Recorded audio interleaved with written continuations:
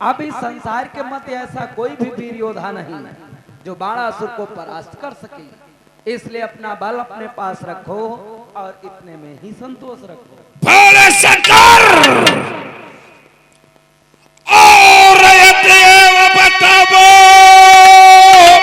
वीर कोई, अरे वीर कोई या तुम ही दास का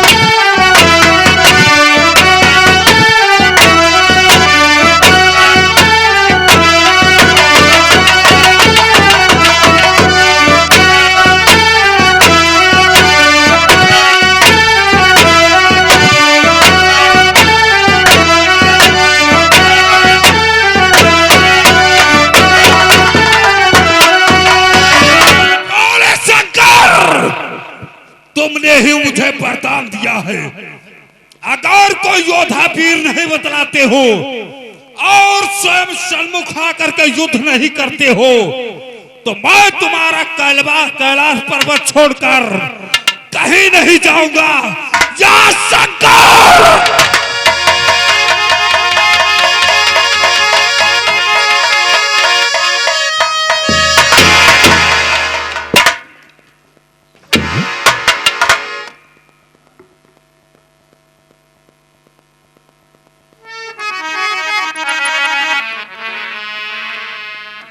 बाणासुर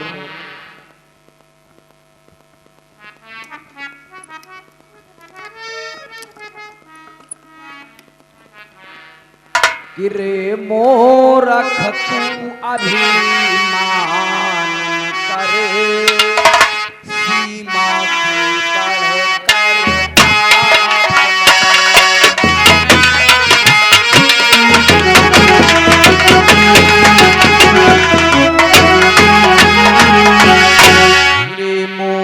तू अभिमान न करे, सीमा से बढ़कर बात न करे। जिसके प्रताप से बढ़ा पापी उसके ऊपर आघात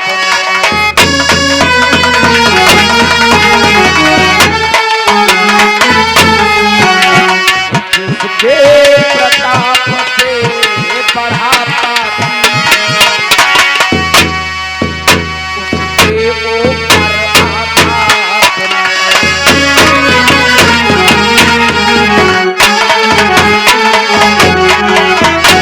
लगता है तुम्हारे बुद्धि भ्रष्ट हो चुके हैं बाणासुर। जरा सोचो, विचार करो।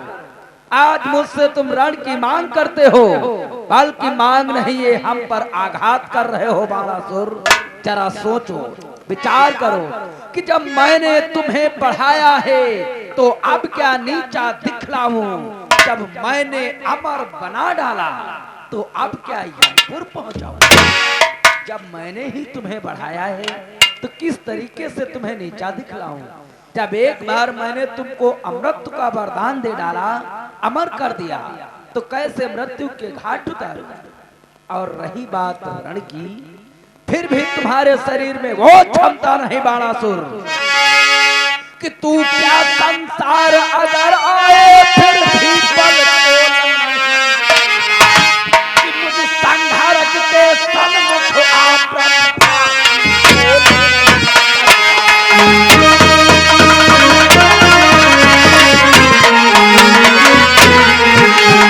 संघारक के सन्मुख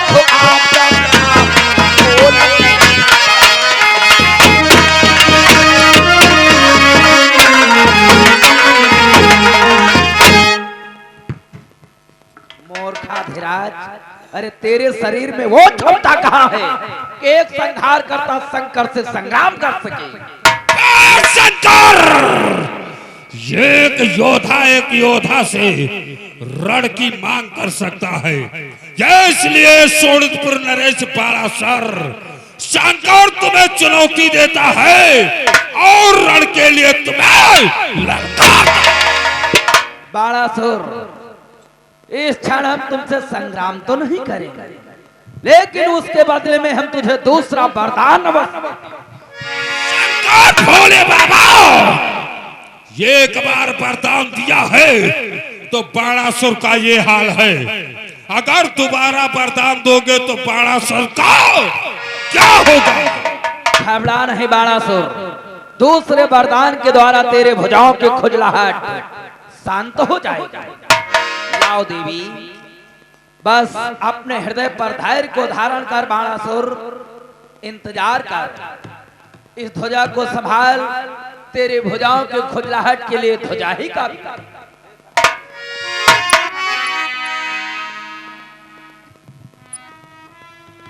भगवान भोलेनाथ, इस तुच्छ ध्वजा के द्वारा बाणासुर की साहस भुजाओं की खुजलाहट शांत होगी।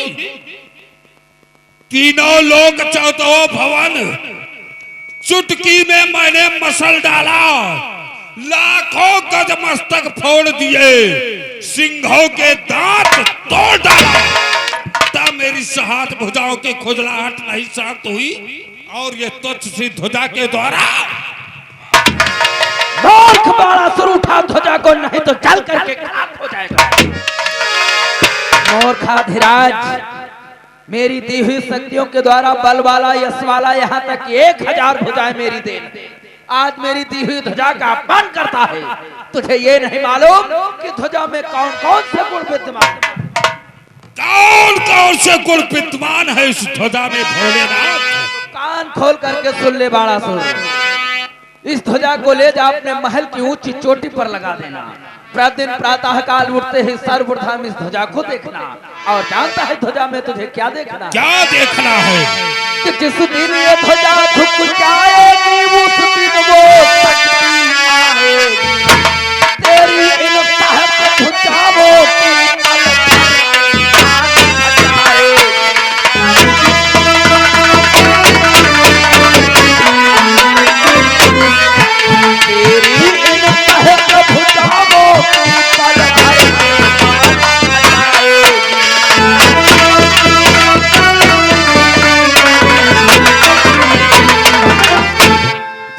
ध्वजा नीचे को झुक जाए, समझ लेना कि वो शक्ति उत्पन्न हो चुकी है जिसके द्वारा तुम्हारे भुजाओं के खुजलाहट शांत हो जाए। ठीक है भोले शंकर, आपके दिए हुए इस ध्वजा को एवं वरदान को मैं स्वीकार करता हूँ। अब मेरा प्रणाम स्वीकार करो, मैं सोनितपुर की तरफ प्रस्थान करता हूँ।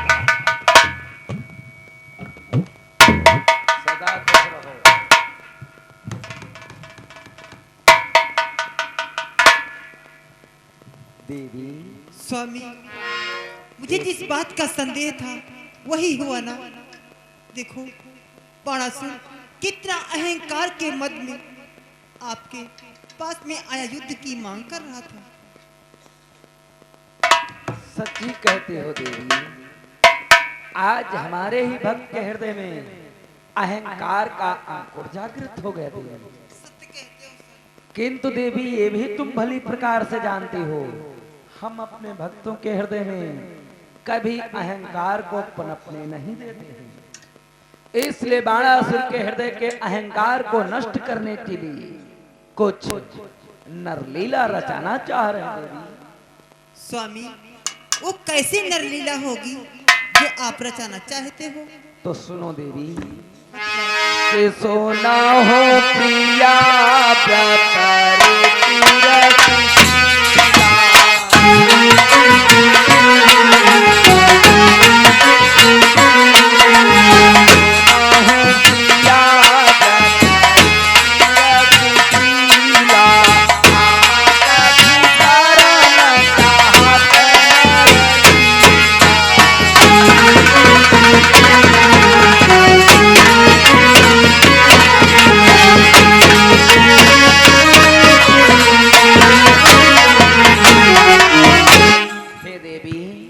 बाणासुर के हृदय के अहंकार को नष्ट करने के लिए हम कुछ नरलीला रचाना चाहते हैं, जिसमें चाहते हैं इस लीला में तुम भी हमारी सहायता करो देवी।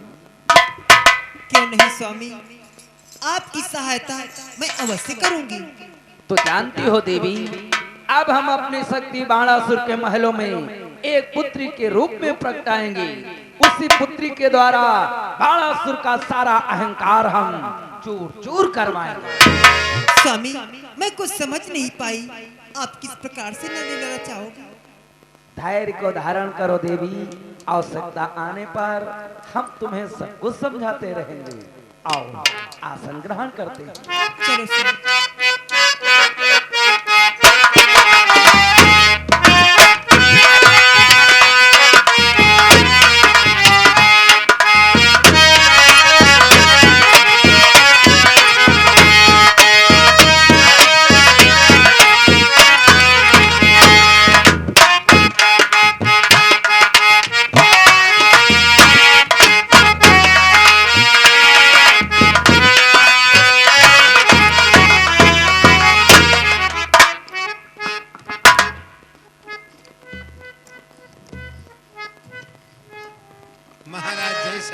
जय शंकर।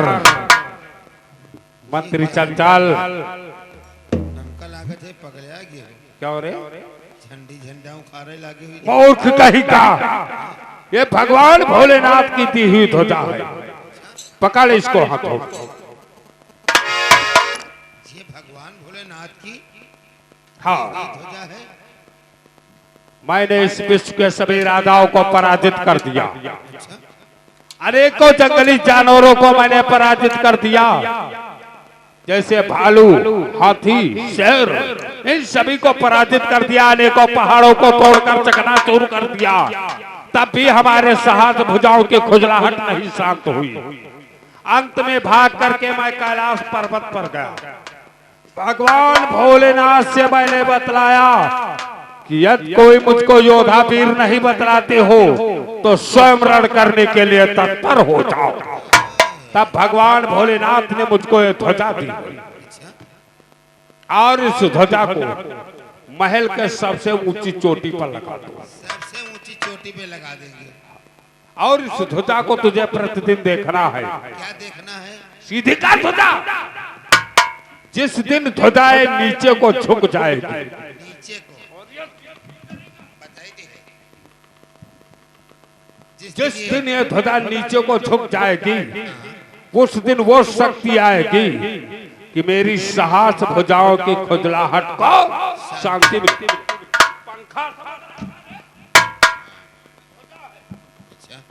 हम इस ध्वजा को महल की ऊंची चोटी पे बांध के तत्काल रात दरबार को। ठीक है।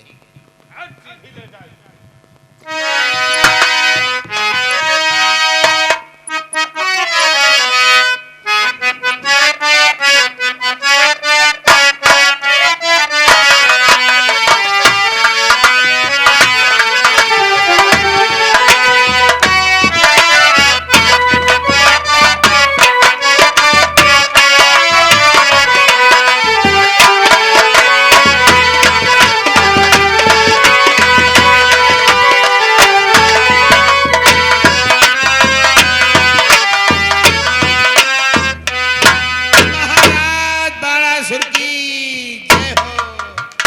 महाराज बाणासुर की जय हो।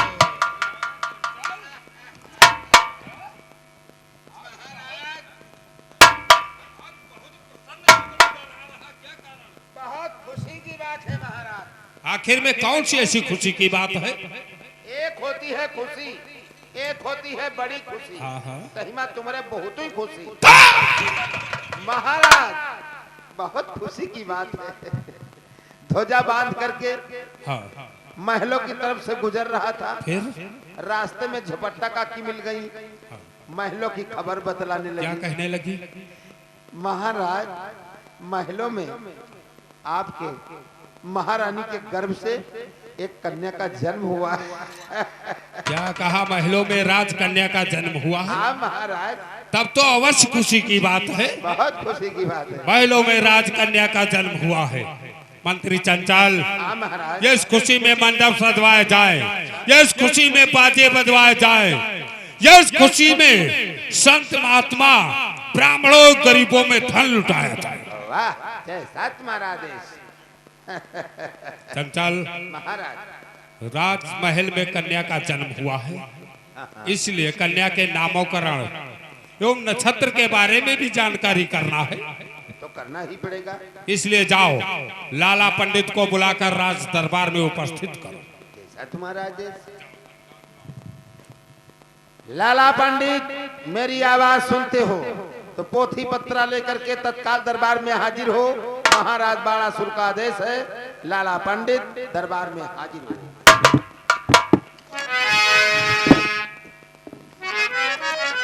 हरि ओम नमः शिवाय। हरि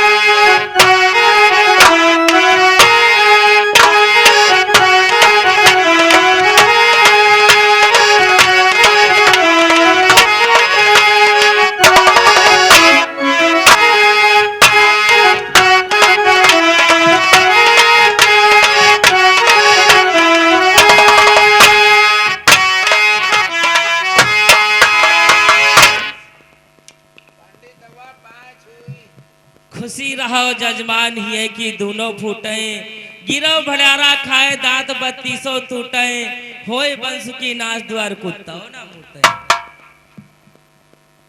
कई पंडित हुआ का है? जू का कहिए हो आशीर्वाद दिया है बच्चा। ना, जो कैसा आशीर्वाद दिए हो। ये बहुत अच्छा आशीर्वाद है बेटा। खुशी रहो जजमान हिये कि दोनों फूटे। हिये का मतलब जानते हैं? हिये कहते हैं दुश्मन कही है।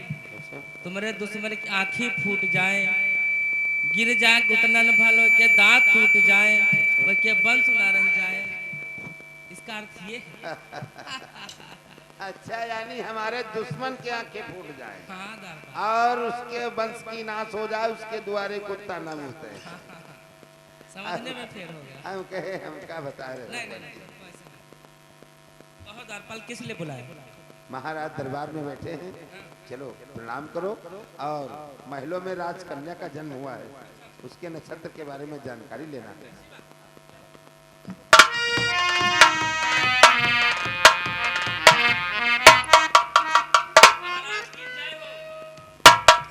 कहो महाराज, किस लिए याद किया मुझे?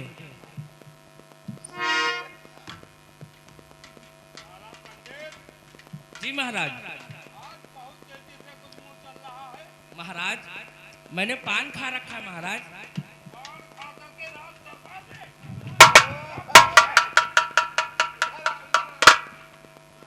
सामने हम तमाकू तक नहीं खाई थे और तुम दरबार में पान खा के आए हो। थूको जल्दी। ओहो दादा, कह कहे वारे पंडित, सब उलझाओ।